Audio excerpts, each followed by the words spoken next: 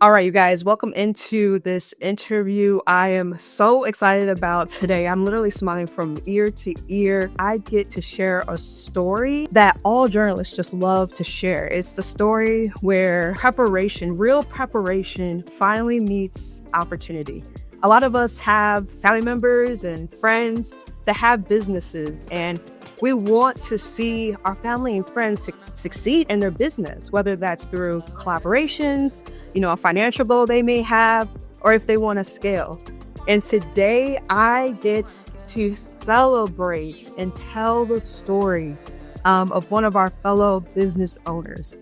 He is the CEO of Savage Realm Studios, which is an award-winning, independently owned gaming development company out of Akron, Ohio, which is very important to me because that's where I went to university. So this is like a personal story for me. He is doing something so amazing. He is changing the way that some of us game. And hey, if you're not a gamer, you still need to be listening to this story because he's announcing something really, really big. And I'm not going to give it away. I'm going to let him share it. You guys, welcome to this interview of Mr. Lawrence Jackson. What's up? What's going on, man? How's it going, Vanessa? Thank you so much. This is a pleasure, an honor. Thank you so much for highlighting this and taking your time to highlight this achievement. Tell everyone what just happened. Well, I want to start off by saying all glory to God. This is a humbling experience and achievement what we did. Our studio, first ever in the world, we created the first game design law, emergent game design law, equivalent to virtual reality, but we created emergent reality and we copyrighted it and we own it. And we're in exclusive partnership with Sony PlayStation. And so, and we got, thank you so much. Like we got 8+ Guinness World Records for it. We can't wait to bring Guinness World Records out to have the ceremony, the award ceremony. So we just excited, humble, and ready to just share this experience. Very humble because the way that you're saying this right now, I'm just like, I don't know how you're not like doing a dance, getting credit. Because when you told me, I was like, I just can't even believe this because these were the moments that we crave when like our family and friends are they're grinding, they're hustling and trying to make things happen for their business, and they finally do it. And like, how many people can turn around and say, yeah, I thought a partnership with PlayStation. Yeah, Sony. Yeah, we're in talks. We're having conversations here. Right. You're absolutely right. And it's amazing how it even came about. Yeah. So tell us about that, because I think that's like the question a lot of us have is, how do you attract a business such as Sony, and get to a place where you're a partner with their brand PlayStation? I'm not gonna lie, it was definitely overwhelming. Because like they're a huge Fortune 500 company. Like everybody played PlayStation games growing up as kids, and so everybody. So I guess for me, example, like I wanted to, what I'm saying, I always wanted to reach out to them. But essentially, me and my best friend, we have a trucking company. We were working it, and we have apps. We just got a lot of other business. And then I'm a dad as well, and so I just want so much for my kids. I want to, and so I'm like, and I'm very tech savvy, into business and creative, I believe. I remember seeing an ad one day for Sony PlayStation, and they captured me, and I'm just like, why not reach out to them? Like, I believe I got some content. I've always heard that if you got to just provide solutions, like everybody has problems, even big companies, provide solutions. And I believed I had the solution that they were looking for. And we reached out to them, and it blew my mind what happened. Okay, hold on. We got to back up here. Lawrence, you saying like, yeah, I sent an email, then they replied back. I mean, yeah, simplifying this. Hold on. So what was the interaction? Did you have an idea and you really truly simply emailed them, or did you conceptualize something first and then you had reached out to them? Like, how did that process go? Okay, I'll get more in depth in the process. So I already have a bunch. One second, like I've already have a bunch of creative documents, and so I just always work. You know, most people journal, art, whatever you have. This is my form of journalism. I'm a very creative person. I'm a disabled veteran, so I'm hindered with my memory. Unfortunately, so I have to write a lot of things down, and so I just write on. I have a lot of content, and so I believe that I had some unique information for Sony. And so what I did was use some of my work, and I formalized it, really home, sat down, like didn't go out, didn't do nothing, just sat home and really worked hard. And I had my friends read it over. I had ChatGPT look over it. Like I made sure it was good material. And then I looked up how to reach out to Sony. And so it's a portal process, and Sony's very informative how to reach out to them. You got to create a studio, you got to be professional. And so I did all the steps Sony required, and I made the submission. But what blew me was like I didn't know they would even reach back. Best case, where my chat GPT said, she was like, Sony may reach back out to you in 12 months. Mm. Yeah. And so, but when we heard something back within 6 hours, right. Uh, 6 hours. yeah, when we heard something back within 6 hours, and the conversation went escalatory, like gaining momentum, really getting into the material, really getting into me personally, my background. How did I create this?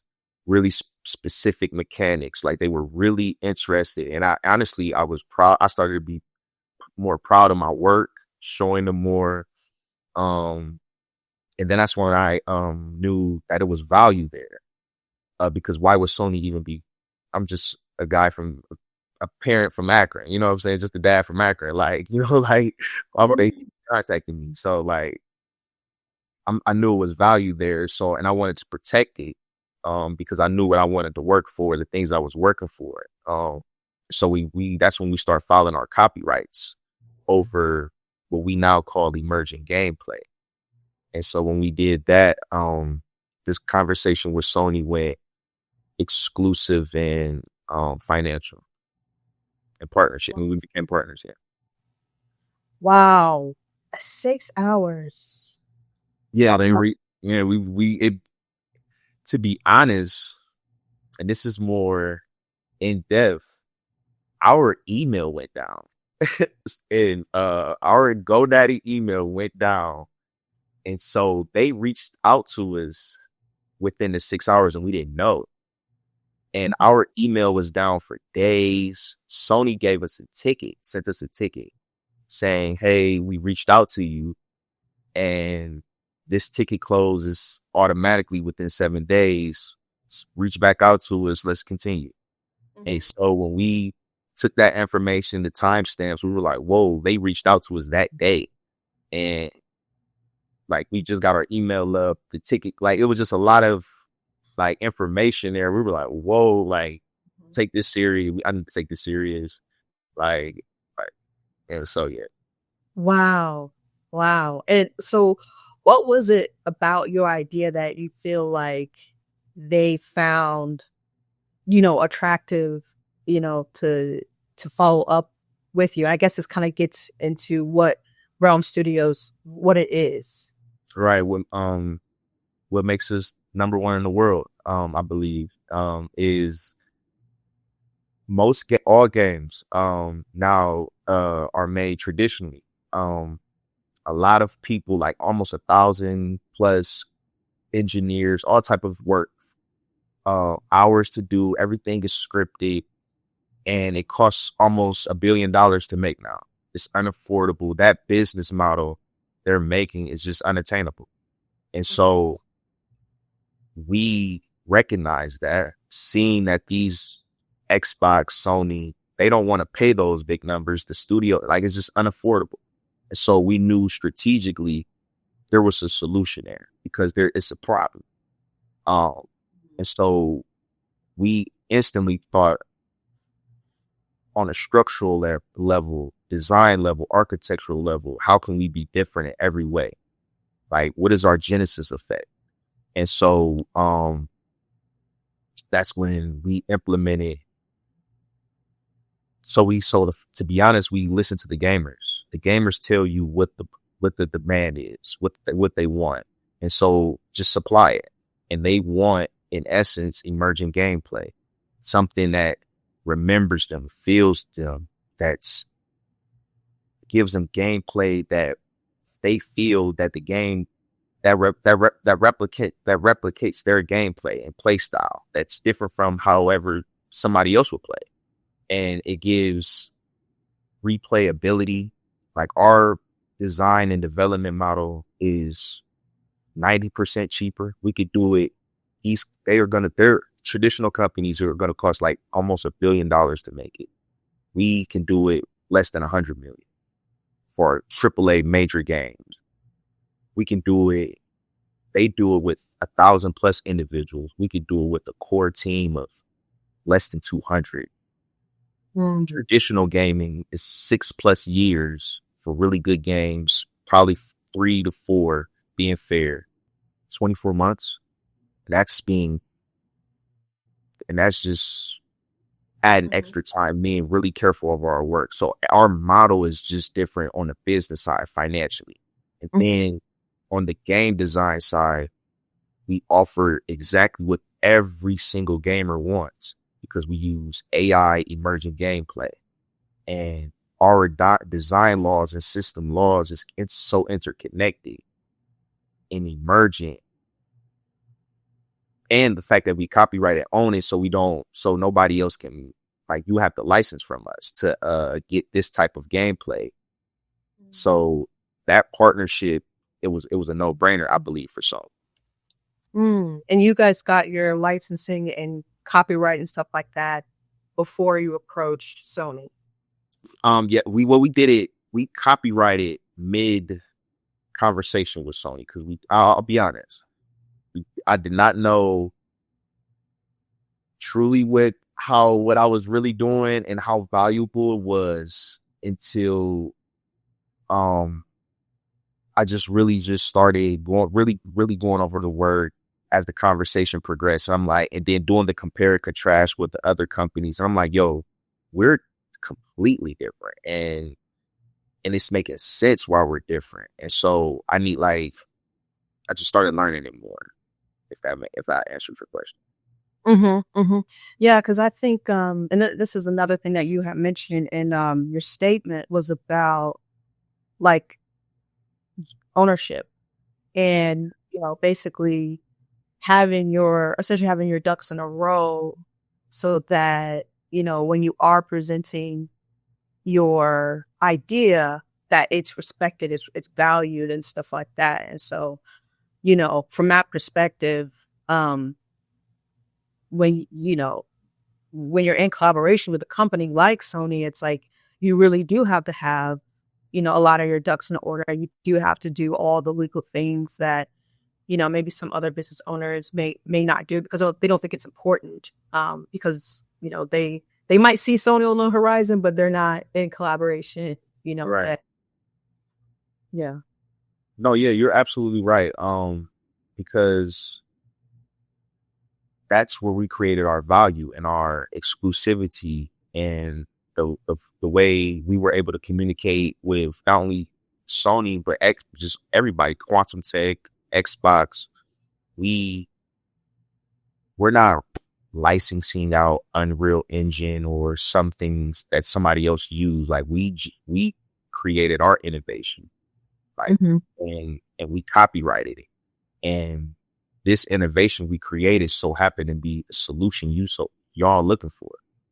And that's where the partnership can come. That's where the partnership comes in. And with us engaging in those copyrights, taking our ownership seriously, they have to deal with us directly, honestly, financially upfront. Like the whole conversation changes. You know, you're able to obtain Guinness World Records and things like that. You're able to get in those conversations and rooms when you are owning the solutions to problems major players need.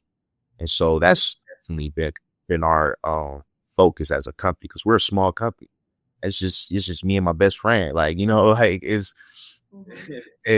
our moves, how we do it, efficient, really building networks, being sponges on all information, and just, you know, being humble. That's amazing. This is just all literally so amazing. I have to do this for my people who are not gamers, because even for myself, I'm an amateur gamer, very, very amateur. I think I learned what a boss was last year. Wow, I didn't know that. Okay. For the people who aren't gamers, can you speak to them in a language that maybe they can understand, even for myself to understand, as far as like what Savage Round Studio, the concept of like this AI gameplay thing. Okay, that's a good example. Matter of fact, Ace's brother said, because he asked a similar question. He was like, "Yo, give me a non-gamer version of which y'all did." And I'm like, matter of fact, when I said a version, and he was like, "No, what?" So, and this, I'm stealing this from him. So credit to Ace's brother. He said, so essentially, it's a game. So just say I'm on level 4. The way I play level 4 will react differently, and the way I see level 4 and the play of it will be different than the way you play level 4, because you just played it different, and the game is reacting different. So how would that mean in, say, a cooking game, like, or some, the way you like to cook food and the ingredients and the recipes and the people that come to your restaurant and all that emergent stuff will be based on how you play that game. Well, it's not, unlike traditional game development where they script it, where you have to go, the way you play level 4 is exactly like the way everybody else plays level 4. And it's no replayability. It's a boring, dull effect compared to what we have to offer. And I hope that was I'm sorry if that was. No, that was, no, that was good. That was good. So so I can understand that. And I feel like other people can understand it in that context, like how where typically most games are, we're seeing the same thing. You know, if you have a farm and you go into town, you're going to see that farm, you're going to see that town. Every single person is going to see that same thing. But what you guys, your concept of you're presenting is that this could look different. It may not be a farm there. It could be a forest with blueberries, and there's not a town there. Maybe there's a roller coaster. Who knows? But what you guys are presenting is these different options to play game, and that is different. And on in a more deeper level than that, that town probably isn't there in your gameplay because something emergent probably happened, like a wildfire happened, or something within that game world, emerging dynamically in that game world, that probably was a butterfly effect from something other emergent happened that caused this town to not be there, and time elapsed and a farmer took it over, and now it's a farm there. You get what I'm saying? It's a whole procedural AI simulation world taking place that's emergent and dynamic, that we create systems of laws that can contain and give it focus. Oh, I love that idea. Actually, because I feel like it makes it more real, like to the user. Yeah. That emergent gameplay, that's what you just did. That's the moment. That's what Savage Realm want to capture in all gamers, all users. That moment. We Yeah. love, like, that's what we wanted to get in gaming for right there. Uh, is that because that's it. Because you're committed now. You want to play. You love the game. Like, you want more of it. And Yeah, now, it's unexpected. It's like yeah. now it's unexpected. I don't know what's gonna happen. Yeah, like it's less easy to predict. Mhm. Yeah. That's our Yeah. goal. We wanted to be it. Yep, emerging. We wanted to emerge out of thin air of based on how your morality and how you choose to do things. Yeah. We want the game to respond emergently to you. Okay, this is good. This is good. This is jokes. Okay. Well, now I feel like so if for both of you guys who are watching this, if you still don't understand that concept, it's okay. Leave a comment below and we can go further into it. But I'm hoping by that explanation, people can kind of get a better grasp of like if they're not gamers, how does this make sense, for them.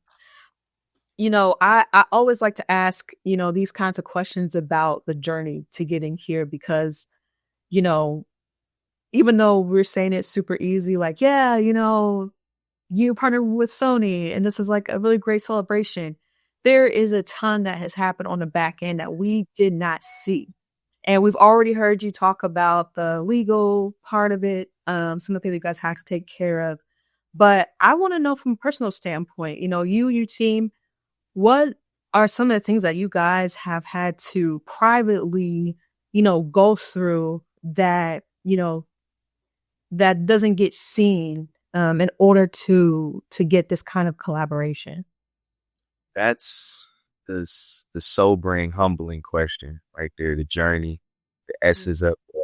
I appreciate you asking that because everybody see the S's Mhm. in journey and stuff, but it's been years of no's, years of failure, being broke behind it. I was homeless. I've been homeless behind this. Putting everything into my dreams, into this.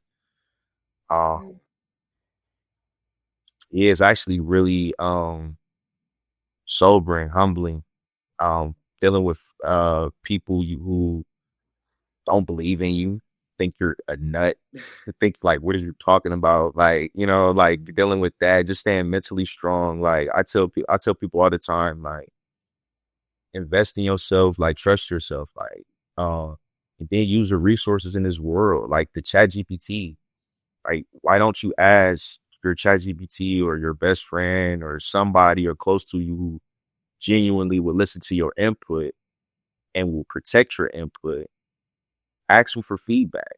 Build your build your product. Can like continue to shape it. Like with the ice sculptors and the people in the building anything great. It takes time, and so It's really easy to just go on to the next question, but man, I just can't imagine. We all take different steps on our journey to get where we want to go. Sometimes we don't see what people endure to get their dream. And, you sharing that, like, being homeless, not having money, making those kinds of sacrifices, and like still being able to like mentally put pen to paper to keep developing the ideas and things like that. Like, what were your thoughts in those moments? Like, dang, like I'm broke, like I don't have anything, but you're still writing, you're still sorting out your ideas. fear of failure. I knew when you've been at the bottom, homeless, can't feed yourself, there's nothing at the bottom. Like there's only one way up. Like, what you gonna quit and then like you hit a survival mode. Like, how bad do you want it? Take the good in life, keep God first. It's still like affecting, like it's still hard. Like I'm still like not hard in like fighting it, like just what we've genuinely been through, it's been a journey for sure. Yeah. Sorry about that. It's just not because coming from nothing Like having to Mhm. heat your bath water up on the stove and it's like a lot like the journey of nose and like I'm a disabled vet, like a fully disabled vet. I almost wasn't here. Thank God, like it's that's why I'm just so humble and I just really want people to appreciate life, others, the journey, man. Be grateful and try to provide a positive impact on society and others. You know what I'm saying? Because it's that's what matters in this world. So I'm sorry I got emotional, but it's just real. Like coming from like I didn't ever think I would be a Guinness World Record holder, partnered with Sony, another step closer to being the father I always wanted to be to my kids. Like it's overwhelming sometimes, and I'm just thankful. I'm sorry I got this turned into it. No, I'm happy that you're really expressing yourself because I'm This is the first time I've ever fully I've ever like just expressed myself. I always was just keeping my head in paper, you know what I'm saying, in the word because I didn't have time to let go. This has been officially my first time genuinely letting go, telling some communicating. It's like in a guards down a way, like, I was vulnerable and I worked hard for this. Like, and I appreciate everybody and everything for this. yeah, I felt the tears coming too, man. I I feel it. Like, Appreciate it. Appreciate the humanity. yeah, I really do. And yeah, I just I this story your story hits home for me because I too, when I first became an entrepreneur, I sacrificed like a lot of my comforts, a lot of things, so many things. I also did not have, a lot of money. And I was living nomadic. And I just remembered thinking, like, I'd rather die than give up on my dream. Right. And when the lights are off, when you're by yourself, um, that statement can be so true. Like, I didn't care what it took. Yep. I wanted to be happy. I wanted to do things that I wanted to do. I wanted my business to be successful. And so when you're expressing this to me, it's like, I remember when I was doing that and it just hits home so hard for me. And, you as a Black man, I just have such a soft spot for my brothers because, you don't only just have like your own thoughts against you, which is like the worst, can be the worst part about it, but you have the world against you. Oh, And that's what makes it 10 times harder. And it's difficult because unless you're a Black man, unless you're even sometimes a Black woman, you don't really understand the ramifications of that. And people will passively hear us say that and think that we're trying to be victims, but every day we deal with people doubting us every single day. But those are stories that we don't often tell because we just keep going. We have literally learned to just keep going. yep. And it even becomes Motivation, mm-hmm. And it's motivate, yeah. And we use it as a way to motivate us, all the way to a point of getting a partnership with Sony. That email. Like that's our stories. Like these are our stories of how much we endure and how much we safeguard our goals. And I just commend you. Like, I commend you. I commend your partners. Hey, the people who have supported you. Like, I'm hoping they're watching this. I just want to say thank you to them. Yeah, shouts out to you. Shouts out. Appreciate Yeah, thank you to you for keeping your head down through the dark times to get to this point, um, to where you are breaking records, and you're talking your big game, and I love that, and I see why, and I get that, and I love that because we should be proud of what we do, you know, just as proud as we are, about our journey and being able to arrive to this point. It's only up from here.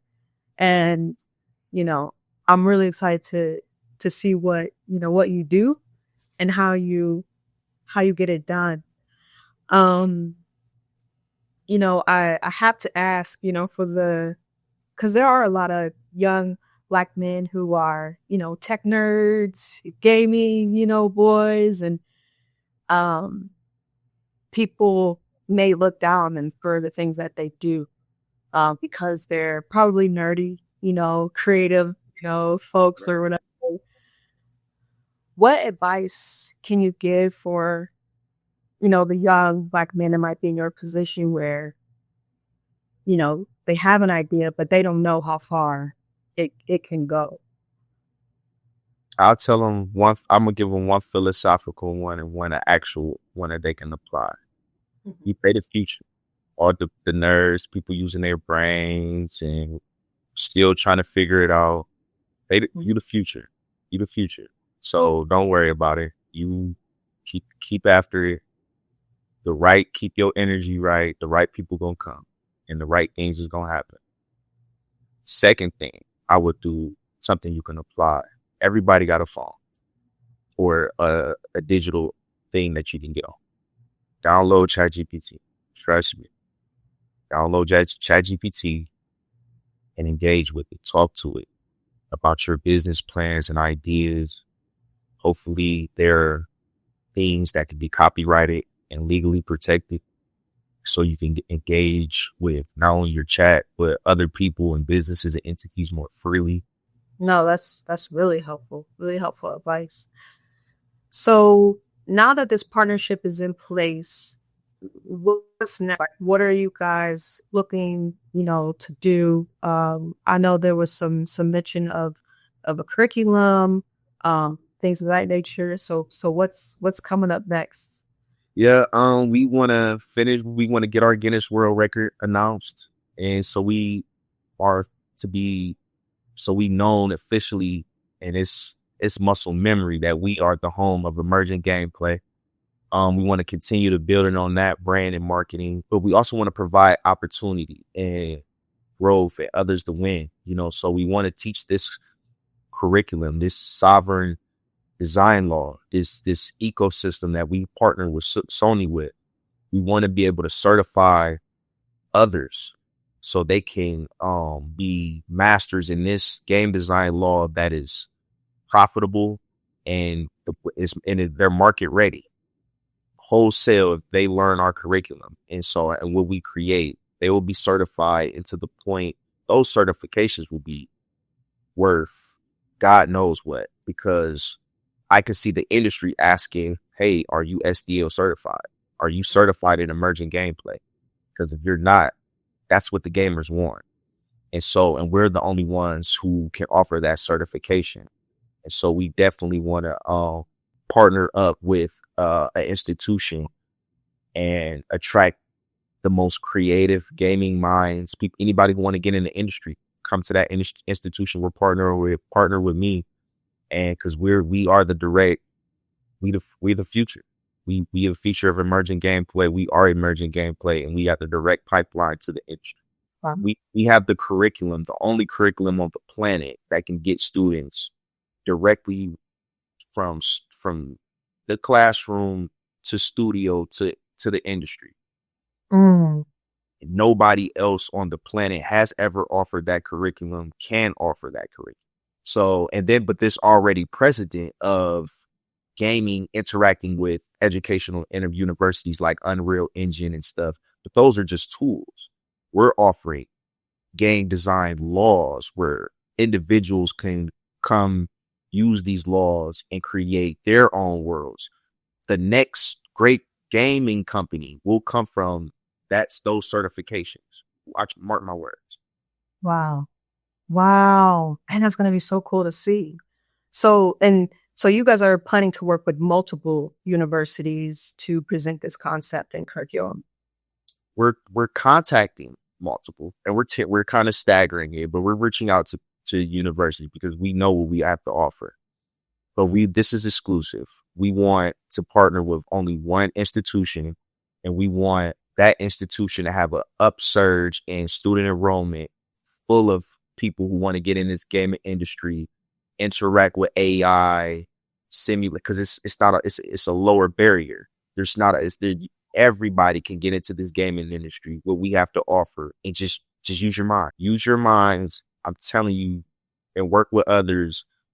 You will make an impact in the gaming industry if you so choose. And so with us offering that curriculum and nobody else on the planet being able to legally offer that curriculum, that it's a no-brainer. They're going to have an influx, I'm sure, of so many people interested in this kind of an industry.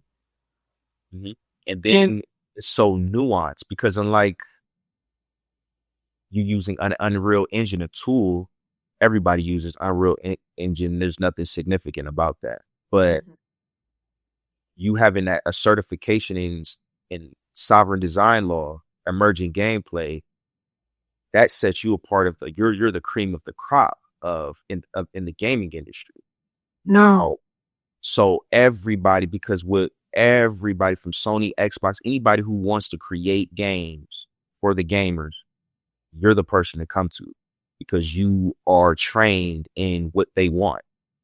You're certified by the default owner in emergent gameplay. So you can do the job because the job, it will be emergent gameplay.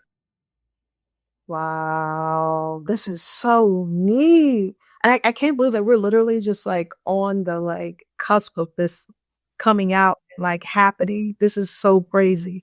Yeah, this is history in the making for sure. Yeah.